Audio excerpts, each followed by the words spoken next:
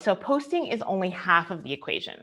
So sometimes we think in terms of social media, and we think in terms of the social side, where is the posting side, or we think in terms of the media side rather, excuse me, which is the posting side, and we forget about the social side, right? And the social side is the place where the magic happens in terms of it, right? We really need to put the emphasis on social because we don't want it to be a one-way conversation. We don't want people just to be like, oh my gosh, this is so great, or like, I feel this way too, or, thank you so much for this new information or education, and then the conversation ends there. So here's where you can use those same kinds of hashtags and similar strategies that you use for posting for having conversations with people, right? So when we're thinking in terms of, let me actually back up for a second. The first way we can do this is in Facebook groups. So I don't even know how many Facebook groups I'm in at this moment, but the ones that I'm active in, I'm probably active in about 5 to 10 Facebook groups, super active in at any given time. One of the things that's on my schedule every single morning is to engage in some Facebook groups. And then at the end of the day, it's the same thing to engage in some Facebook groups. And what I'm looking for in ideal Facebook groups are that those groups have tons of people that are my ideal audience and potential ideal clients in them, right?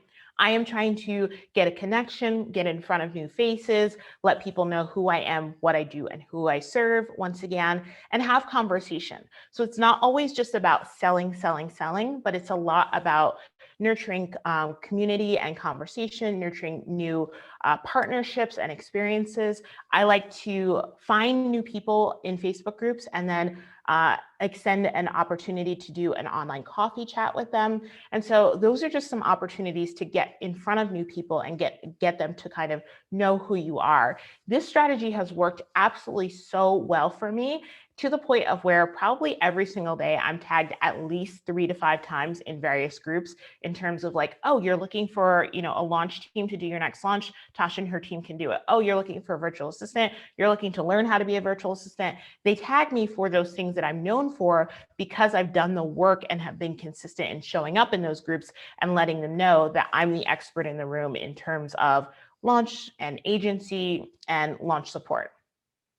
The other thing that I want you to think about is finding your audience on social media via hashtags as well. Okay, so what that means is on Instagram and on LinkedIn, not so much on Facebook. Facebook, my suggestion would definitely be that you go to some Facebook groups and really engage in those places, right? But this is more for Instagram and somewhat for LinkedIn. I'm not on LinkedIn as much, which is why I'm not giving you any LinkedIn examples, but this is for Instagram. So you would put into the search a hashtag. So let's say I searched hashtag virtual assistants, and then it would show me a whole bunch of posts of people that use that hashtag.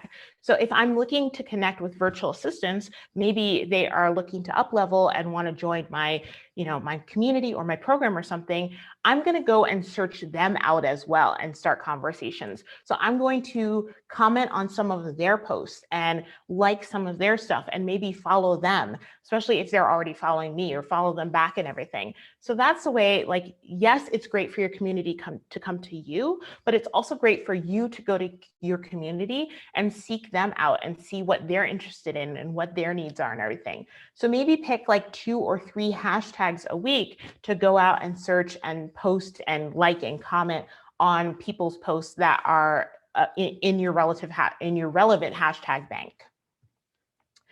The last thing is make sure that you're responding to post comments and to DMs, right? We, once again, don't want this to be a one-way conversation. So continuing the conversation will build know, like, and trust.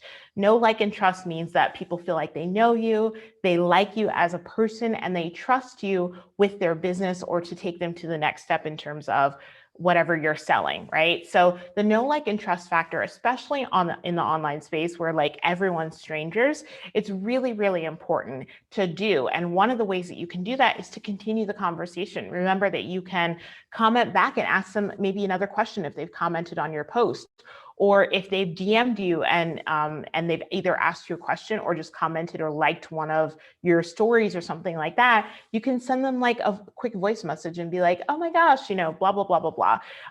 But continue the conversation in that way.